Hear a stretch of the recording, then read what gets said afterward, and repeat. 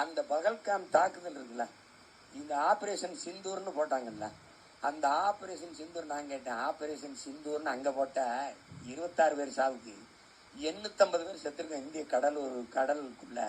Operation இந்தூர்னு ஒன்னு இங்கிட்டு போட்டு விடுன்னு கூட நான் சொன்னேன். அப்ப அந்த இடத்துல முதலா இந்த கொடியை தூக்கிக்கிட்டு பேரணி போன ஆள் யாரு தெரியுமில்ல? இந்தியாவிலே ஒரே முதலமைச்சர் நம்ம ஐயா தான், திராவிட மாடல் ஆள் தான். அதுக்கப்புறம் தான் டெல்லி பிரதமரே போனாங்க. அண்ணா சொல்லுங்கண்ணா, ஏன்னு கேளுங்க, ஏன்னா பிஜேபி ஏற்றி 3 முறை நான் நிதி ஆயோக்கு வரமாட்டேன் என்று பேசினவர் ஒரு இடி ஓடி வார மோடி அப்படின்னு போய் கையை பிடிச்சிக்கிட்டு, ஏன்னா இவருக்கு வரல, இங்க டிரான்ஸ்லேட்டருக்கு ஐயா நாயுடு அப்படி 2 பேரும் தீந்தாரு உட்காந்து பேசிட்டு இருக்கிறாங்க. சரி, இந்த சனம் நம்புது. அச்சம் எதனாலேன்னு இருக்கணும்ல, எதனால சொந்த மகன் மேல அச்சம் உனக்கு ஏன் இருக்கு?